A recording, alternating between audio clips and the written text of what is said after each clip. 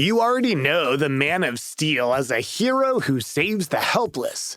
This Man of Steel was notorious for being a thief. A good thief, though. He is the king of stolen bases. He also knew how to score and holds the record for most runs in Major League history.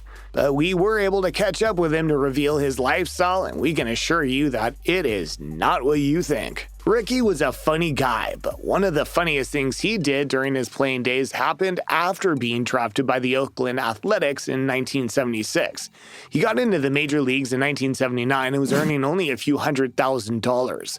But because of his brilliant performances, such as winning a Golden Glove, the Athletics decided to reward him with a signing bonus worth $1 million.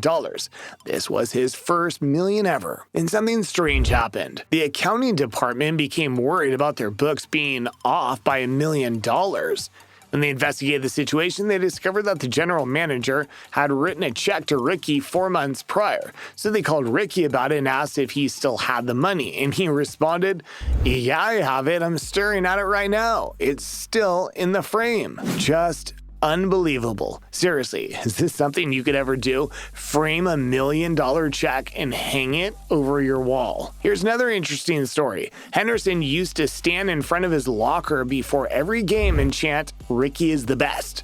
But that's not even the weirdest part. He'd usually do this stark naked for several minutes. And we should probably blame Muhammad Ali for this. Ali is Rickey's idol, and he always made reference to him when he spoke.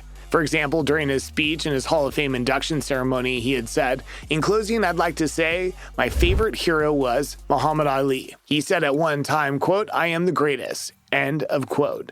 That's something I always wanted to be. And now that the association has voted me into the Baseball Hall of Fame, my journey as a player is complete. I am now in the class of the greatest players of all time, and at this moment, I am very, very humble. Thank you. At his Hall of Fame induction, we got to see a lot of his family present, sitting in the first 5 rows, all teary-eyed and proud. For someone who has kept his family and personal life almost entirely private, it was exciting to see a lot of them out there in the open, especially 3 vital people: his brother, Tyrone, his wife, Pamela, and his mother, Bobby. These 3 were very instrumental in the making of the icon that Henderson is today. Pamela Palmer and the legend have known each other since childhood and have gone to the same high school in Oakland in the early 1970s. The way they met for the first time showed that Pamela wanted Rickey to be the greatest someday. She had said of that historical meeting, stating, "He and his friends were shooting dice in a corner at school, and I just went over and snatched him up and said, 'You're not supposed to be here. You're supposed to be in class.' I knew he had math first period, so I made him go to class. We had a lunch date that same day." They were married in 1986 and both have 3 children, Adriana, Angela, and Alexis. You could call them the AAA if you like, and we won't fault you for it. Now, even though AAA is a term in baseball, Henderson's daughters were never interested in baseball, at least not as a hobby or as a profession, no matter how hard their dad tried to influence them. Alexis had confirmed this in an interview, saying, "We just said, 'No thanks, Dad, we'll watch you.' I was a dancer growing up, but he was very supportive of me and all of us in whatever we did. He's more like a kid with us. When we go on vacation, he's the one who always wants to go down the big slide." And for Bobby, her story wasn't the most pleasant at the beginning of Rickey's life. She gave birth to him in the back seat of the Oldsmobile that drove them to the hospital on Christmas Day in 1958. They were in Chicago at the time, but 2 years later, his father left the family, only to die 10 years after his departure. When Rickey was 7, the family moved to Oakland, and Bobby soon married Paul Henderson, whose surname the family later adopted. Rickey has 4 brothers and 2 sisters, and they were also present on his big day. Tyrone Henderson, who's a year older than him, is by far the closest person to Rickey. Tyrone revealed that he had thrown the first ball to Rickey when he was about 5 or 6 years old, and he also declared that their grandmother had put in them the spirit of love and togetherness since they were young. He was quoted as saying, Every member of my family was there at some part of the park, even though we may not have been sitting together. We've been cheering him all the way all these years. Our grandmother back in Arkansas always instilled that in us. Stay close and support each other. And we do that. So it wasn't at all the first time they will be coming together for the baseball star. They've done it all their lives since way back in Oakland. This must be why, even after playing around the United States for 9 different teams, Rickey once purchased and lived in a luxurious mansion in that city. The house was built in 1991 and covers almost 8,000 square feet. It has a 6-car garage, a large pool, a sports court, and patio area on the outside, and 5 bedrooms, 7 bathrooms, and a chef's kitchen on the inside. However, in 2014, the Hall of Famer listed it for sale at roughly $2.4 million.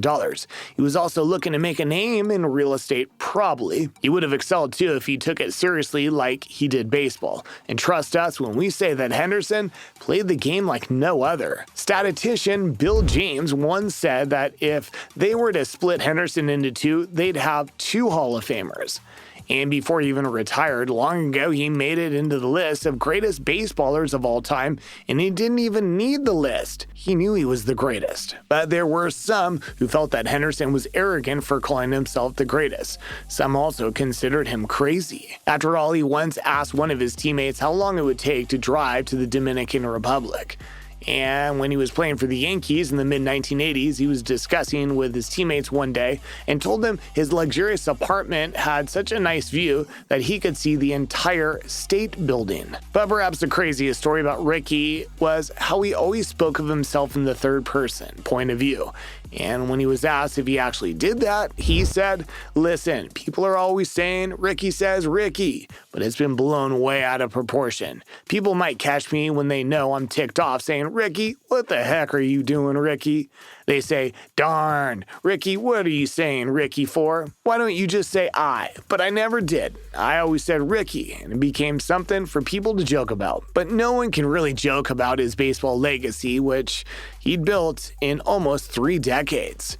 Rickey Henderson might be known for stealing a lot of bases, but he's also a national hero, and even Superman doesn't have the medals and accolades that he's acquired.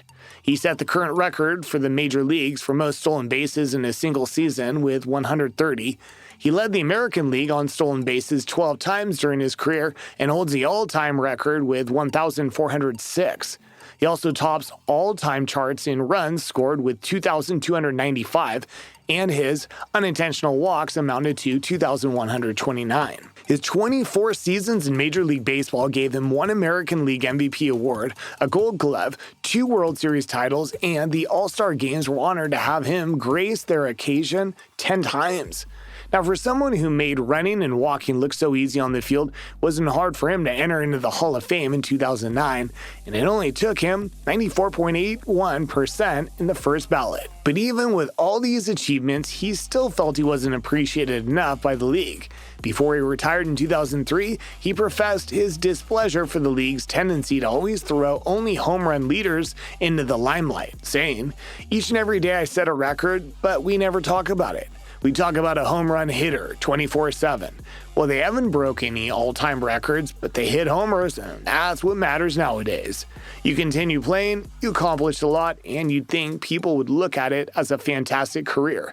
Instead, Rickey thinks people want Rickey to quit more than anything. But we see you, Rickey, and we wish you still played in the league. And the truth is, he would probably come back to play again. Remember how he confused everyone about his retirement? In short, he wasn't really keen on retiring. The guy just wanted to keep on playing. After he played his final game in Major League Baseball in September 2003, he still insisted in 2005 that he was still capable of playing in the majors. Then he accepted to be hitting instructor for the Mets in 2006, but announced that he was still open to play. It was not until 2007 he gave an official statement about his retirement, but he still hinted as his openness for professional play once again. So while the world was waiting his full retirement, the Athletics retired his jersey number 24 in 2009. Don't know about you, but it sure would be nice to watch him play again.